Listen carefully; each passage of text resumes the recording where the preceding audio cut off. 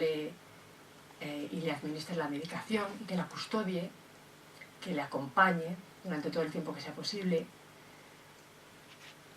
Otras de las medidas que aquí recomienda son prescribir fármacos potencialmente seguros en caso de sobredosis, aunque esto pues vale para el médico de atención primaria, a lo mejor sí, pero el médico psiquiatra muchas veces va a utilizar fármacos que no son tan seguros porque es más importante que mejore el estado clínico de la persona, ¿no?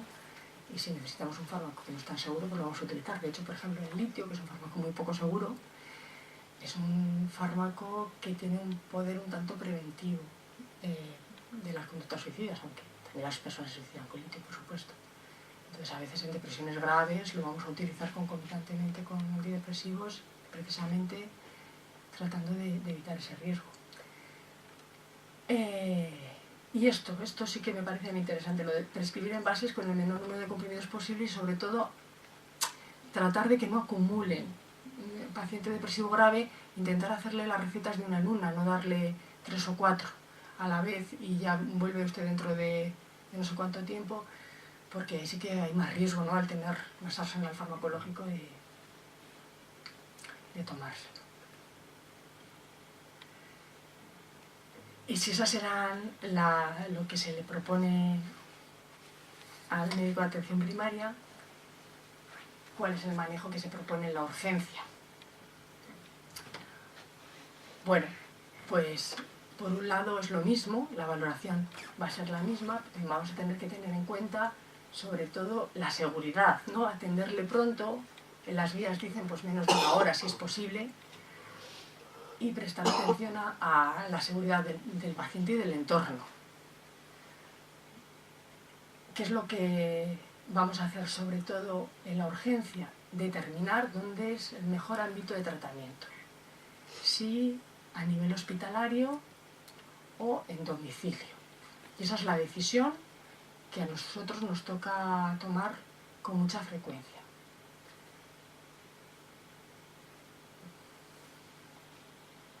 A mí no me gustan mucho las escalas, os he traído solo una, porque creo que luego no las tenemos a mano, no las usamos, nos olvidamos de ellas. Entonces, esta, como es una escala muy sencillita, la escala de Sath-Pearsons, aunque no está validada en España, en español no está validada, pero como tiene esta regla de neumotécnica, para los que manejéis bien el inglés, que son las iniciales de Sath-Pearsons, son las iniciales de los ítems que son los factores de riesgo de los que antes hablábamos. Y esta escala lo que trata es de definir un poco si el riesgo es bajo o es alto, y a partir de 5 o 6 las personas que han diseñado esta escala recomiendan el ingreso. Es decir, a más factores de riesgo, aunque luego vamos a tener en cuenta todas las otras cosas que hemos dicho, ¿no? Pero a más factores de riesgo, hace poco vino a la urgencia, me tocó atender a un chico de 50 años, ya tiene más de 45, si no ha tenido 45 me daba igual, ¿no? Pero bueno, este tenía más de 50, varón, que vivía solo, sin apoyo familiar, porque tenía una orden de alejamiento de los padres, con una dependencia de alcohol, deprimido. Sin pareja, pues ya tenemos como muchos factores de riesgo, ¿no? Estamos viendo hombre de más de 45 años, deprimido, no tenía intentos de suicidio previos. Abuso de alcohol, ausencia de pensamiento racional, no. Eso él pensaba racionalmente. Apoyo social inadecuado, no tenía apoyo social inadecuado. Plan elaborado, no había un plan muy elaborado, pero no tenía parejas y no tenía problemas de salud. Pero estaba ahí un poco entre, como un 5, ¿no? Y con lo que estaba contando el paciente y el grado de depresión que en ese momento se podía valorar, pues acabó ingresado. Pero bueno, un poco como para tenerlo en cuenta en nuestra escala. Y como es una tarea a veces difícil, pues como para todo, hay criterios, porque la decisión de hospitalizar a un paciente, pues a veces es un proceso complejo, ¿no? que depende de muchos factores, también el número de camas incluso, que estoy mal confesarlo. No, ese no es un factor, porque si hace falta se manda a otro hospital, o sea, si hay un riesgo importante, le ingresamos. Bueno,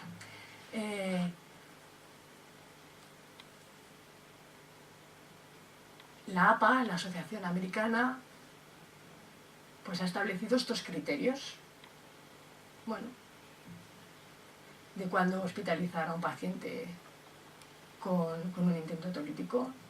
Y dicen esto, pues hospitalizarle cuando el paciente está psicótico, cuando el intento ha sido violento, casi letal, premeditado, se ha tomado precauciones para evitar el rescate, si los planes o los intentos son persistentes, si lamenta haber sobrevivido, si hay un escaso apoyo familiar, si mantiene una conducta impulsiva en el momento actual, si está agitado, la agitación además es grave, si rechaza la ayuda que se le ofrece, que este es un tema interesante, el de rechazar la ayuda que se le ofrece, porque a veces no en demasiadas ocasiones, pero en alguna ocasión nos ha tocado hacer un ingreso involuntario porque estás viendo una situación de riesgo importante y la persona se está negando a quedarse ingresada. Y entonces pues está esa posibilidad, ¿no?, de hacer un ingreso involuntario. Claro que la cosa cambia cuando la familia no quiere tampoco que se quede y te están diciendo no, yo me lo llevo, yo me hago cargo, pues entonces a lo mejor se puede pactar, ¿no? Recuerdo un paciente que le ingresamos, era un paciente de etnia gitana, y cuando estaba dentro de la planta empezaron a montar un follón tremendo, que él se marchaba de allí y vino toda la familia a decir que se lo llevaba. Bien, pues si ustedes quieren ocuparse de atenderle, pues ya está, ¿no? Hay situaciones que valoraremos según cada caso, pero a veces el rechazar la ayuda que se le ofrece pues es una razón para pensárnoslo bien. Y cambios en el estado mental, pero que sean también de etiología orgánica, pues también, claro.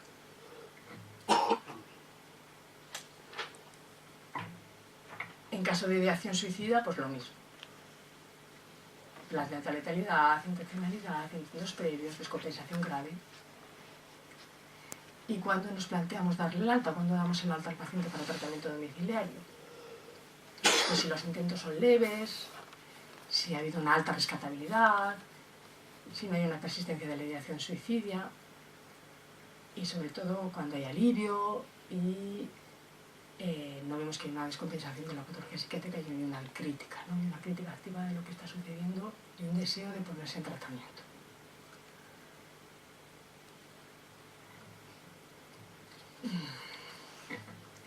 Y para terminar, pues algunas consideraciones especiales, ¿no? Pues lo que todos sabemos, que siempre nos lo tenemos que tomar en serio. Cualquier amenaza suicida, pues hay que tomársela en serio. Eso no quiere decir que hay que ingresar a todo el mundo, sino que hay que tomárselo en serio porque algo le está pasando a esa persona, ¿no? El suicidio puede afectar a cualquiera, no solo a pacientes con enfermedades psiquiátricas. Preguntar a los pacientes acerca de la ideación suicida es algo que debemos hacer y que no potencia, como sabéis vosotros muy bien. Pero hay bulos que dicen lo contrario. La ideación suicida, entrevistar a las familias no es violar la confidencialidad, de hecho es muy importante acceder a las familias y saber qué es lo que piensan los familiares, qué está pasando alrededor de la persona. Y la intervención en crisis no trata de convencer al paciente, sino de valorar y empezar un tratamiento, ¿no? Hacer una escucha empática para valorar y empezar a tratar. Por eso lo de la actitud de comprensión, de empatía, pues para poder llegar a un juicio diagnóstico correcto y hacer un buen enfoque terapéutico. Y un poco lo que os decía antes de esas actitudes manipuladoras de algunos enfermos que nos producen unas reacciones contratransferenciales hostiles, nos generan inseguridad y a veces puede llevar también al suicidio del paciente. O sea, quiero decir que hay que tomárselo todo en serio, que hay que tratar de controlar esa contratransferencia, ¿no? Y valorar bien a la persona para poder decidir. Recuerdo un muchacho, un chico que estaba diagnosticado de un trastorno límite de personalidad, que ingresaba muchas veces con nosotros en la planta, siempre estaba un poco jugando con el tema de la muerte, estaba siempre en la cuerda floja, se metía en foros de internet, hablaban con otras personas de cómo se iba a suicidar, de cuándo, y que sí, que se acabó suicidando. No siempre lo podemos evitar, por supuesto, pero al menos tomárselo en serio, ¿no? Un par de frases ya para terminar. Que el suicidio, como decíamos al principio, es una muerte devastadora porque el dolor de la pérdida se añade al derivado de la culpa y que sienten las personas de alrededor y las explicaciones. Y esta frase de un psiquiatra español: el suicidio es una solución eterna a un sufrimiento temporal. Entonces, si podemos ayudar a la persona, pues a lo mejor puede sufrir menos y optar por otras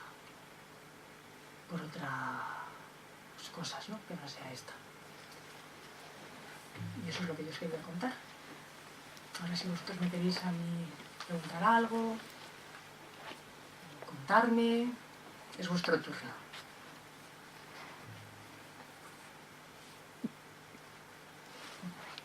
Lo más complicado en todo esto a nivel de prevención son los pacientes que no tienen ninguna de estas patologías, que son personas normales, entre comillas, y que, bueno, pues un buen día te dicen que se han suicidado. Es que un paciente mío hace 8 días, con 85 años, se suicidó.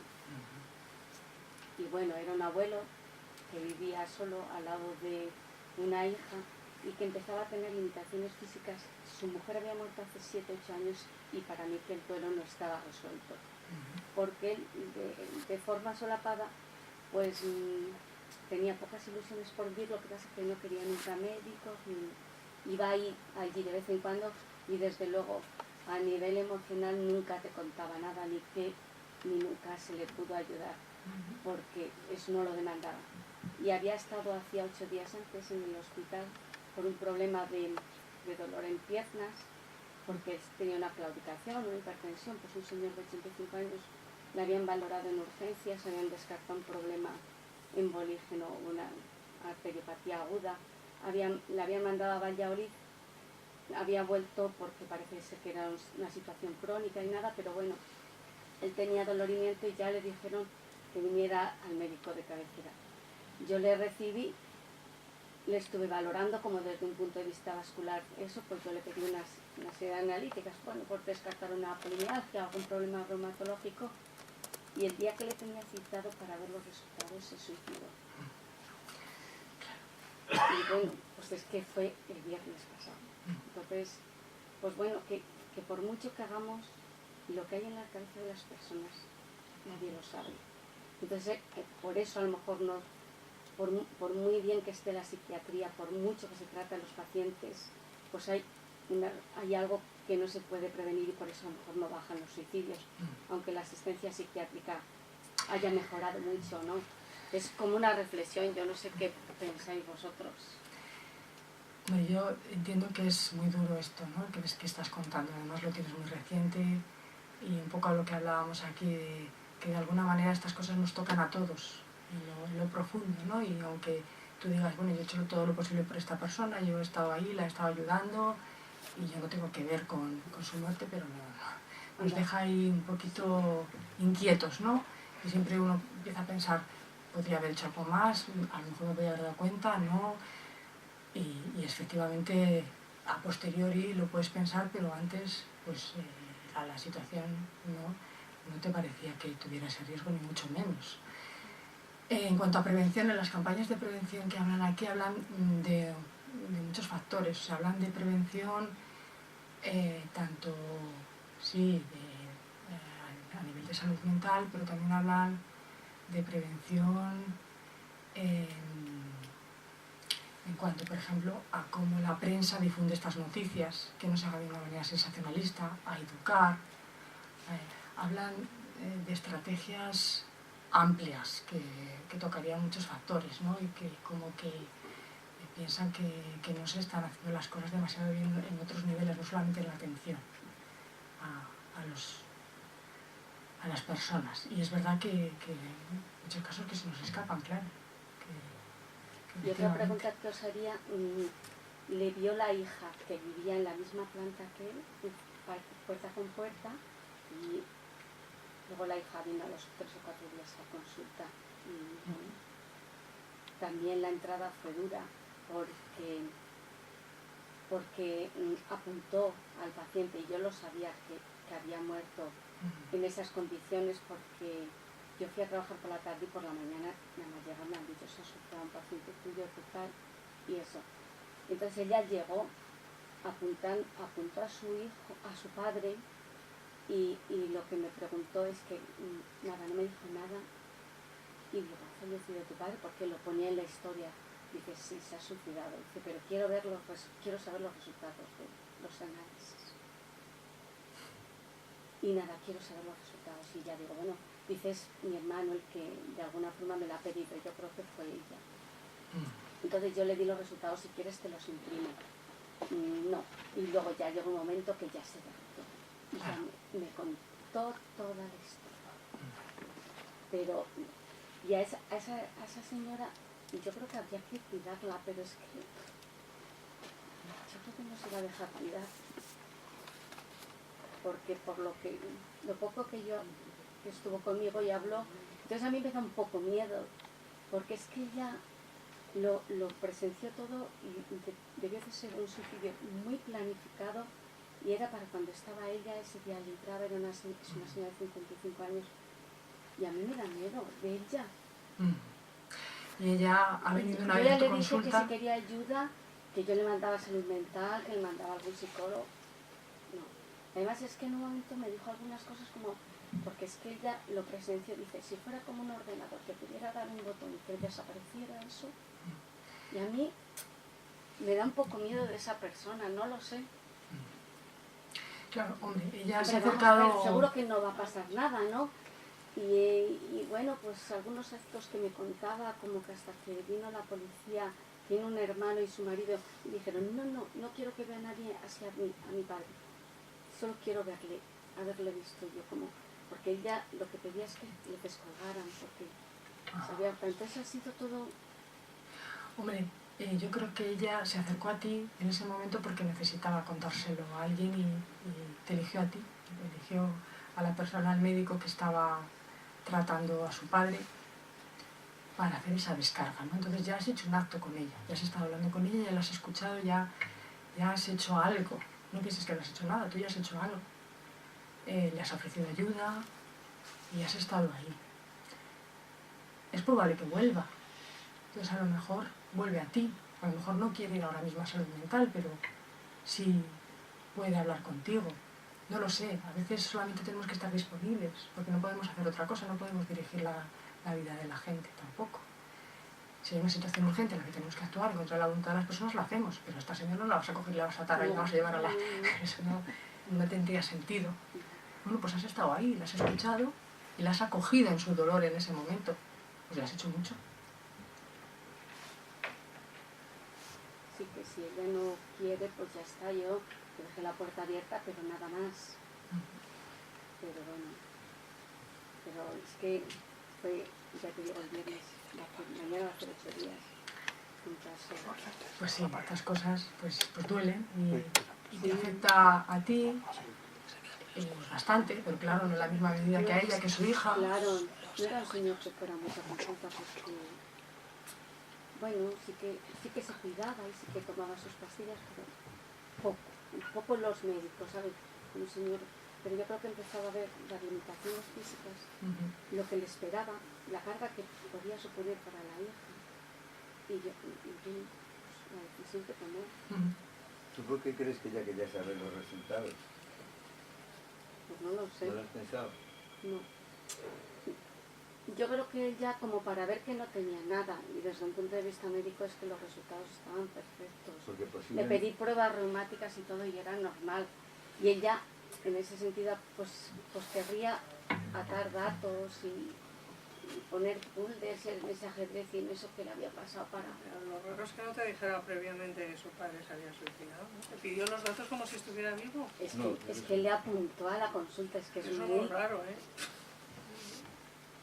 Pero bueno, no sé. Ya se sabe que las personas tenemos muchos mecanismos de defensa. Sí. Hombre, posiblemente, yo creo que posiblemente para ella era importante de que ella, bueno, la gente no sabe lo que sale en los análisis.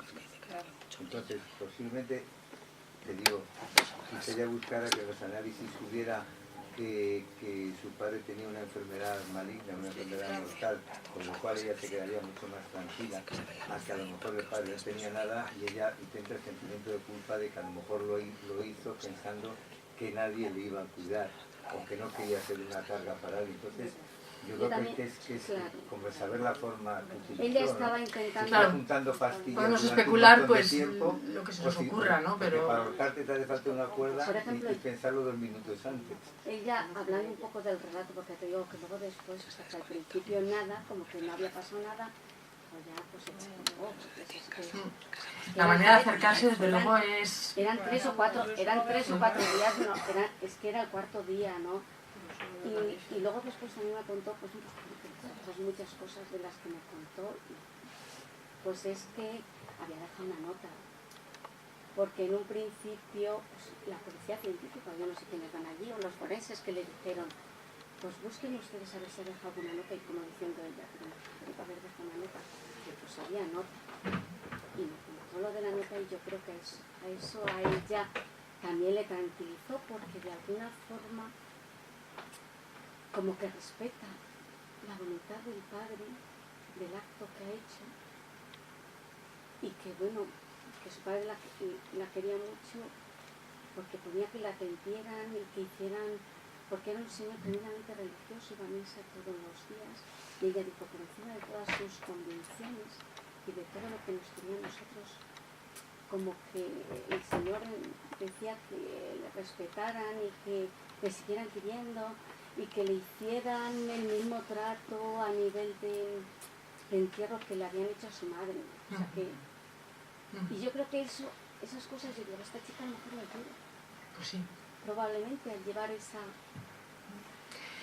De hecho, a veces se discute entre nosotros si una persona puede decidir suicidarse sin tener una depresión, y eso hay que respetarlo, decirle, no, suicídate. Pero ¿hasta qué punto hay que obligarle a hacer un tratamiento que uno no quiera, ¿no? Si no estamos viendo que realmente hay un proceso depresivo, o sí que lo hay por debajo.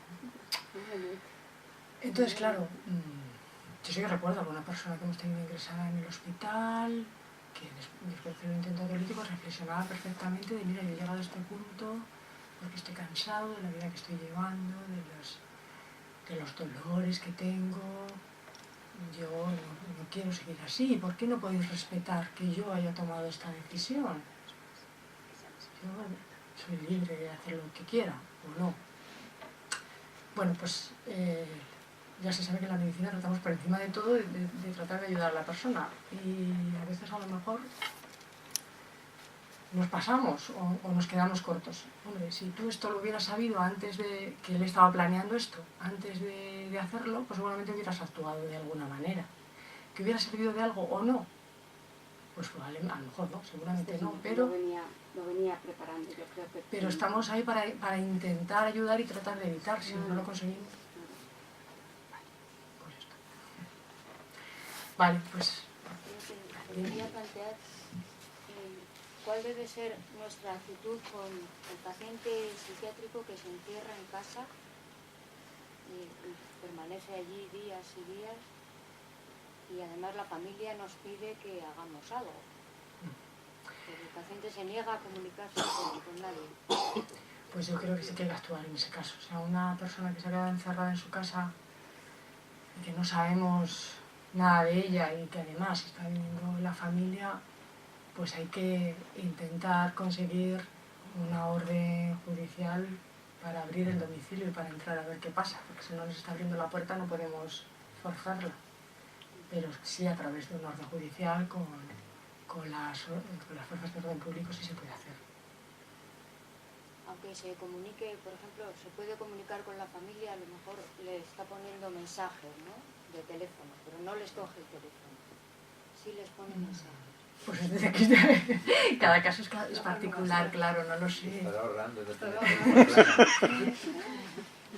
No, es que claro, la familia se preocupa mucho, ¿no? Claro. Entonces enseguida lo que quieren es actuar, pero por otro lado, es una situación muy difícil, ¿no? Es difícil y luego puede tener también a la larga muchas consecuencias, ¿no? Para el paciente. Por eso hay que evaluar cada caso muy detenidamente, claro, los pros, los contras de por qué puede estar actuando así, si es que es porque está descompensado, si es porque está toda la familia, que está un poco solo. Claro, hay que evaluar porque ¿para qué vamos a abrir la puerta? Solamente para decirle qué tal estás, es que pensamos que está descompensado y entonces hay que actuar de alguna manera. Claro, en el caso sí. ¿Hay una persona que quiere preguntar algo? ¿Puedes explicar, por favor, las razones por las que penséis que hay una predisposición familiar? Eso es un dato como estadístico, como de muchas patologías psiquiátricas, que se sabe que hay una asociación genética porque se ha visto que hay más casos en las familias. Es decir, que cuando hay un familiar que se ha suicidado, pues hay un tanto por ciento más alto de que haya más de un suicidio en la familia. No siempre, claro, ni mucho menos, pero estadísticamente se sabe que hay una asociación, porque eso se ha estudiado y se ha visto. Ya, pero es genética. Se habla de una predisposición genética, sí.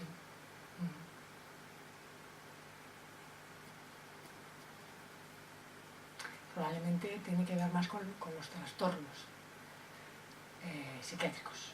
Es decir, que a lo mejor el abuelo tenía un trastorno bipolar y se suicidó, pero no se diagnosticó porque en aquellos tiempos no se diagnosticaban esas enfermedades, y ahora el nieto tiene un trastorno bipolar y también se suicida.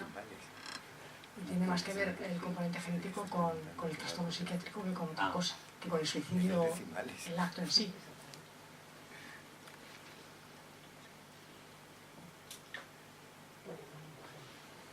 Pues muchas gracias a todos.